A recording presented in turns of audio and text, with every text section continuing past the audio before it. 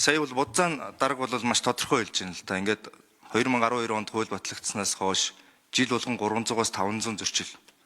10 хэдэн жил болгон 300-аас 500 зөрчил гэдэг чинь хууль хэрэгжихгүй байна гэсэн үг. Жил болгон 300-аас 500 газраачаал торгуул бичээл байж идэг л гэсэн үг л. Тэгэхээр энэ бол одоо анх бүр батлагдсан цагаас шүүмжлэлт дагуулж байгаа энэ 500 м-тэй холбоотой. Ер нь бол нэг 500 м, 50 м түн тамхи татдгийг хараад эсвэл тамхины дэлгүүр лангуун дээр тамхи байхыг хараад хүний сэтэл төрөөд тэгээд тамхи татдаг гэдэг бол зүгээр бидний өөрсдийн эцэг эхчүүдийн томчуудын төсөөлөл. Эрүүл гэр бүлээс эрүүл хүүхэд төрнө. Одоо жишээлбэл юу гэдэг тамхи хараа сэтэл төрдөг бол Монголын бүх хүүхд тамхи татж байгаа.